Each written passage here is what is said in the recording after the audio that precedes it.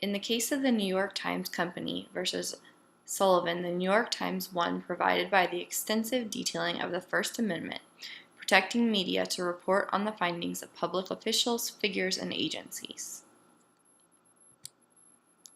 Parties involved in this case were the New York Times Company and L.B. Sullivan, a Montgomery, Alabama commissioner of public affairs supervising the police department, fire department, Department of Cemetery, and Department of Scales. The New York Times printed an advertisement titled "Heed Their Voices Rising," in which Sullivan claims that the references in the third paragraph regarding Martin Luther King's 7 arrests, padlocking of the students outside of cafeteria of the university, singing "My Country, 'Tis of Thee" at a rally, and ringing the campus with police officers during a demonstration were false statements. Sullivan continues with accusatory references in the 6th paragraph that use the word "they." Mr. Sullivan was claiming that his reputation was damaged because many that claimed they knew him would have not hired or re-employed Sullivan had they believed these statements were true, and that Sullivan had been a part of such acts. Sullivan believed the statements including the word "they" included himself, as he oversaw the Montgomery Police Department, and several of the claims involved in the ad were false. Martin Luther King Jr. had only 4 arrests, not 7. The students at the demonstration had sung the national anthem, not "My Country, 'Tis of Thee." No padlocks were ever put in place on college cafeteria doors.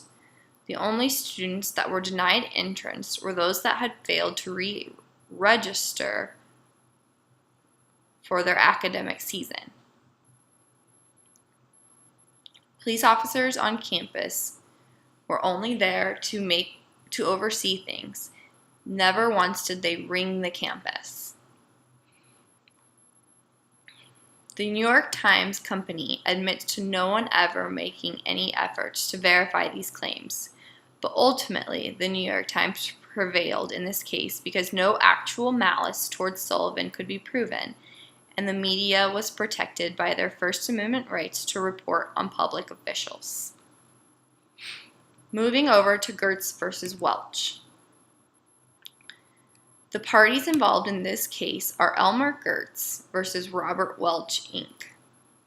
Gertz is considered a private figure who is involved in a public case and is therefore not held to the same standards as public officials. The American Opinion, an article put out by Robert Welch, Inc., claimed that there was a communist conspiracy amongst local government agencies and officials, particularly to discredit police agencies so that a single national force could be imposed upon the country. In this article, one of the supposed conspiracy cases was that of Nuccio murder trial, where Mr. Gertz represented Mr. Nuccio. Gertz was accused of being a communist fronter, Leninist, and orchestrating Nuccio's conviction. Gertz was also accused of having a substantial criminal record. These allegations affected Mr. Gertz's professional reputation as well as a social and personal reputation in a time of uncertainty. Robert Welch, Inc. could have avoided this lawsuit by following up on the accuracy of the alleged claims. Instead, the editor chose to rely on the author's previous work experience and reputation instead of fact-checking.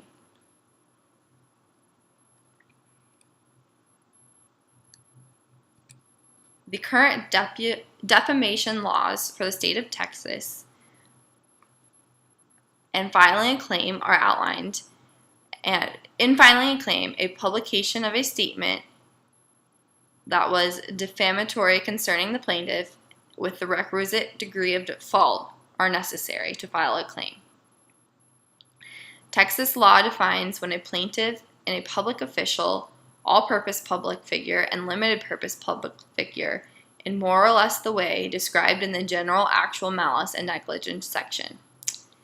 In Texas, a private figure plaintiff bringing a defamation lawsuit must prove that the defendant was at least negligent with respect to the truth or falsity of the allegedly defamatory statement. Public officials, all-purpose public officials, and limited-purpose public figures must prove that the defendant acted with actual malice, knowing that the statement was false or recklessly disregarding its falsity.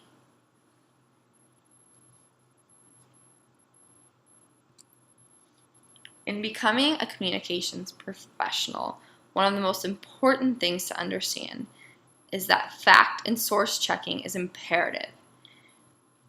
These lawsuits we have studied could have been easily avoided if the media would have simply verified facts and sources.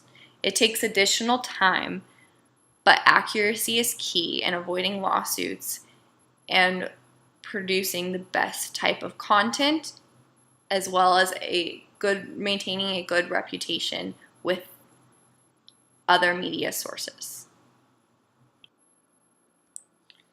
It's extremely important as we go forward in our careers that we take this information with us as professionals. Applying what we've learned in this course, as well as our other courses, will help us to succeed.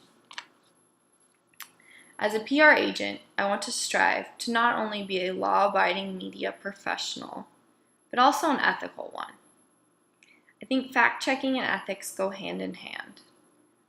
Publishing content that isn't confirmed isn't an ethical practice, and it's not how I would like to demonstrate my professional relationship.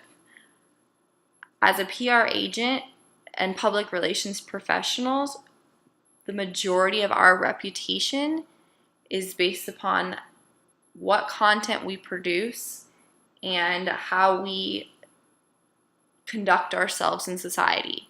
If I'm not fact-checking and I'm not confirming my sources, then my reputation isn't exactly going to be in good standing, and that's not something I ever want.